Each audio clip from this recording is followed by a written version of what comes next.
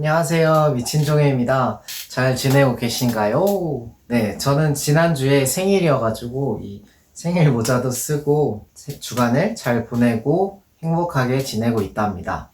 이번 영상에서는 저의 평소에 꿈꿔왔던 버킷리스트인 글쓰기 능력 향상이라는 거에 대해서 이번 영상에 대해 이야기하도록 하겠습니다. 도레미 친정해 누구나 새해가 되면은 계획을 세우기 마련이죠. 저도 올해 계획을 생각해 봤는데요. 잘 기억나지 않지만 떠오르는 것들에 대해 이야기하겠습니다. 첫 번째입니다. 블로그 열심히, 진짜 열심히 하기. 제가 꿈꿨던 계획들은 방문자 수 200명, 주 3회 포스팅하기, 그리고 맛집 가면 다 리뷰해서 올리기, 애드포스트, 한 달에 5만원 이상 벌기 등 여러 계획을 세웠었지만 작심삼일이라고들 하잖아요. 그래서 금방 포기했고 지금은 아무것도 안 하고 블로그를 꾸준히 하고 있지 않지만 유튜브를 꾸준히 하고 있다는 걸로 잘하고 있다라는 생각이 드네요. 두 번째는 목소리로 돈 벌기였습니다.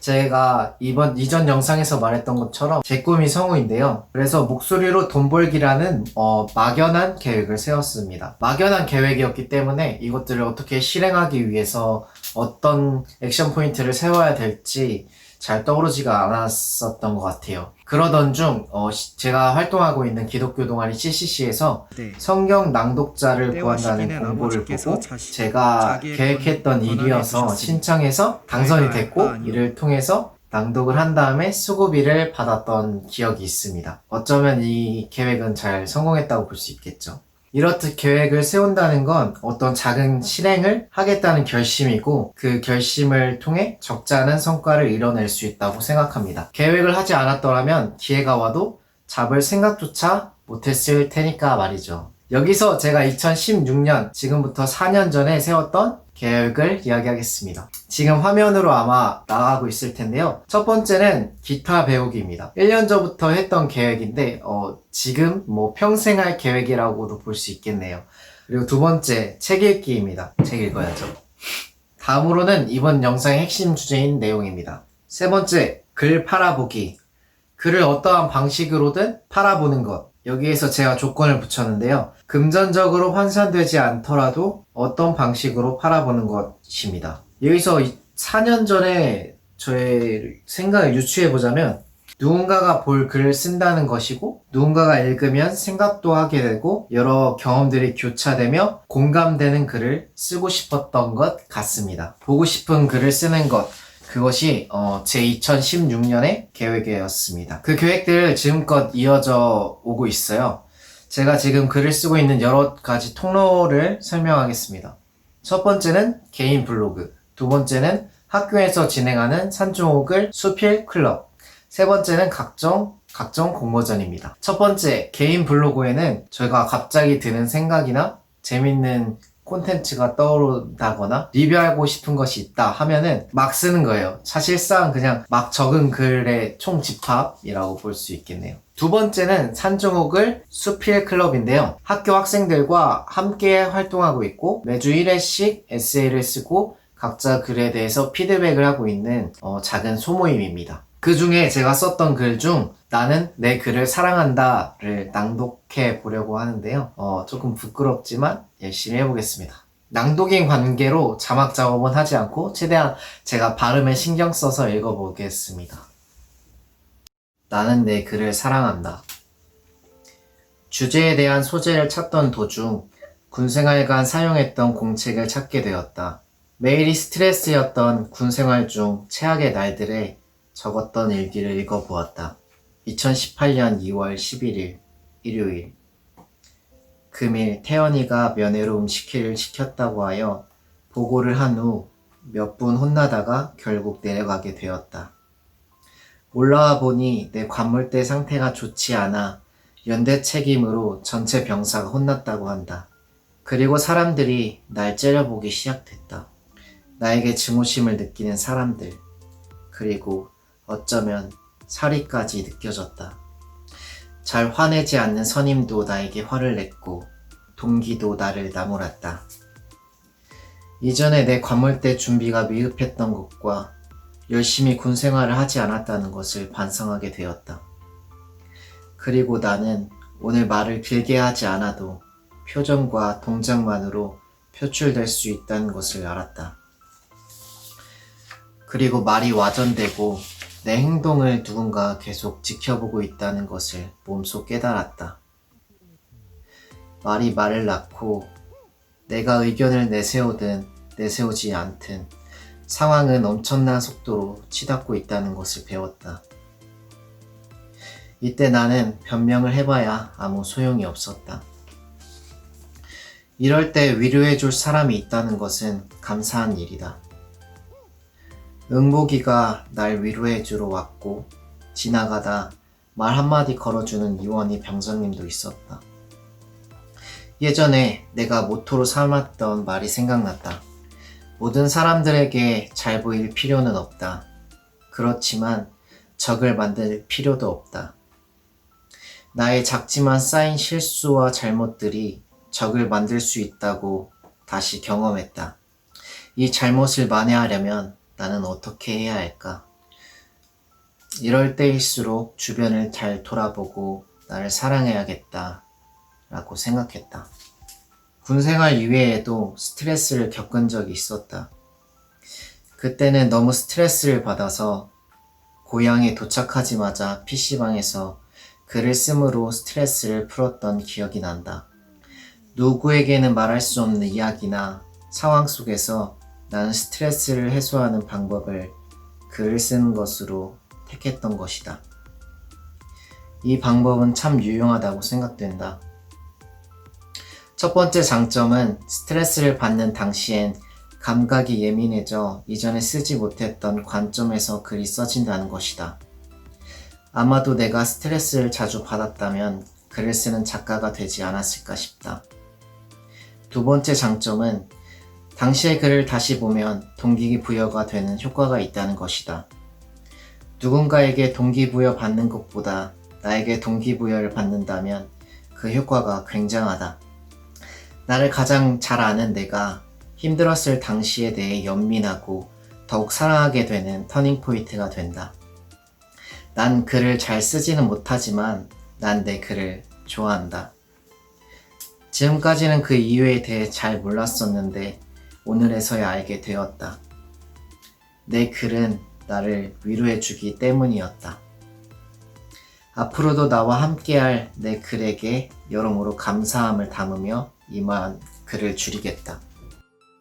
네, 이어서 세 번째 통로에 대해 이야기하겠습니다. 세 번째 통로는 공모전입니다.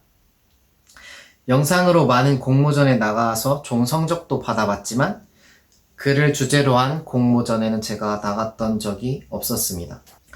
그러던 중 지난달 6월이죠. 6월에 연수시라는 공모전을 에세이로 작품을 출품한 적이 있는데요. 좋은 기회로 우수상을 타게 되었습니다. 야호! 많이 부끄럽지만 이 글도 한번 낭독해 보겠습니다. 고요한 방 안의 평화를 깨트리는 아침의 휴대폰 알람 소리. 그것도 잠시 손을 뻗어 다시 방 안의 평안을 되찾는다. 그리고 달콤한 아침 담장. 하지만 다시 평화를 깨트려버리는 알람 소리에 힘겨운 몸을 일으켜본다. 25살.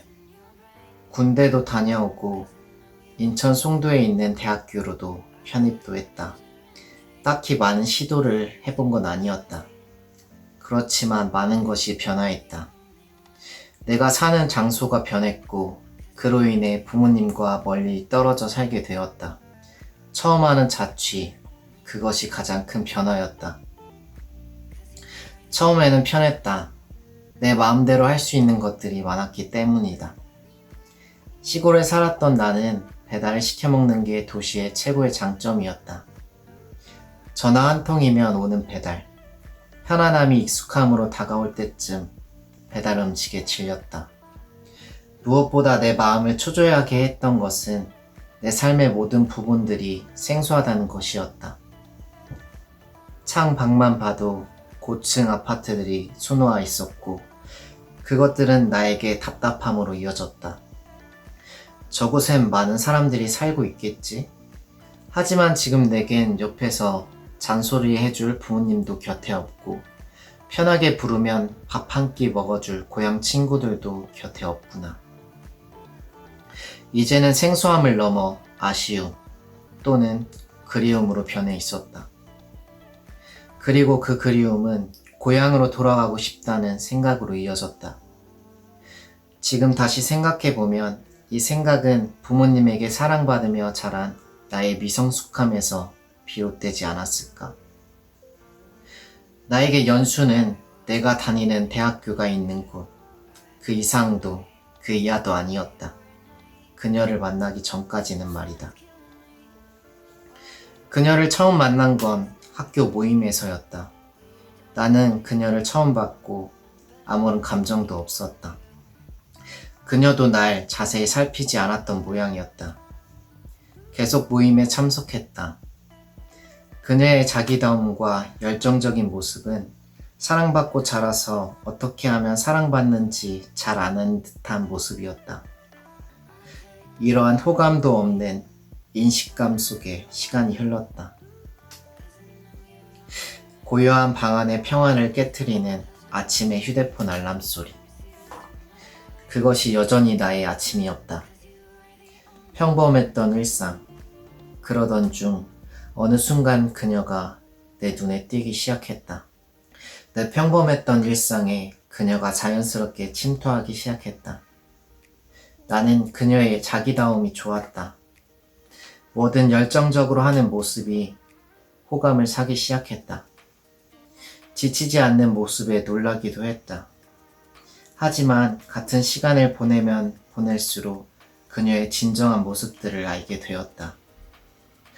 그녀는 겉으로 보기엔 열정적이고 사랑받아 자란 아이같이 보였지만 사실은 아니었다. 자주 지치고 그렇게 사랑을 받고 자라진 못했던 모습이었다. 그런 부분이 나와 많이 비슷했다. 그래서 더 좋아졌다. 이런 공통점보다 우리를 더 가깝게 했던 것은 연수라는 지역에서 삶이었다. 우린 급속도로 친해졌다. 물리적으로든 심리적으로든 말이다. 그녀를 알므로써 나의 아침은 변화했다. 평화를 깨트리는 아침의 휴대폰 알람 소리 대신 창밖에서 들려오는 새소리와 자동차 소리에 눈을 떴다. 그리고 휴대폰을 넘어 들리는 그녀의 목소리는 아침의 단잠보다 더 달콤하게 느껴졌다.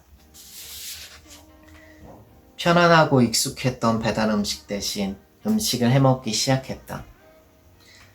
답답해 보였던 창밖의 고층 아파트를 보면 그녀가 생각났다. 매번 안부차 걸려오던 부모님의 전화 대신 내가 먼저 안부를 묻게 되었다. 대학 생활로 자주 만나지 못하는 고향 친구들과의 주말 약속도 잡았다. 내가 사는 모든 장소와 시간이 평화로 물들어갔다. 내가 다니는 대학교가 있는 곳, 그 이상도 그 이하도 아니었던 연수의 곳곳을 누볐다. 그녀를 알아가는 시간만큼 연수를 알아가게 되었다. 같이 연수에서 걷기도 하고 밥도 먹었다. 생소했던 연수는 이제 나와 그녀가 함께하는 장소가 되었다. 각자 다른 곳에서 살아왔고 연수에 온 지 얼마 되지 않았지만 내가 지금 사는 곳은 연수다. 그리고 그녀가 있는 연수는 우리의 사랑 이야기의 시작이자 앞으로 쓰일 행복하고 소중한 장소가 되었다. 우리에게 연수는 사랑 이야기다. 낭독 들어보셨나요? 네, 여러분에게 글은 어떤 의미이신가요? 무언가에 대한 기록인가요? 궁금합니다. 댓글로 적어주시길 바랍니다. 저에게 글이란 가장 좋은 단어들을 골라 가장 아름답게 표현하는 것이라고 생각합니다. 사실 이 말도 제가 좋아하는 만화에 적었던 대사를 빌려온 말입니다. 제가 2016년도에 계획했던 내 글 팔아보기는 성공했다고 할 수 있겠습니다. 하지만 저는 아직도 제 글을 남들에게 보여주거나 읽어주거나 하는 거가 많이 부끄러워요. 그 이유는 저는 제가 생각하기엔 잘 쓴다고 생각했지만 잘 쓰지 않는다는 평가를 받았던 것 때문인 것도 있고 아직은 조금 미흡하다라는 생각도 있기 때문인 것 같습니다. 하지만 저는 계속 저의 글을 쓸 겁니다. 저의 이야기고 계속 쓰면 좋은 글이 써줄 것이라고 믿기 때문입니다. 이번 영상을 통해 이야기한 글쓰기 능력 향상에 대해서는 이 버킷리스트가 제 삶을 풍요롭게 해줄 것을 믿어 의심치 않습니다. 이번 영상은 여기까지고요. 제 영상을 봐주셔서 감사합니다. 그러면 구독과 좋아요 부탁드립니다. 안녕.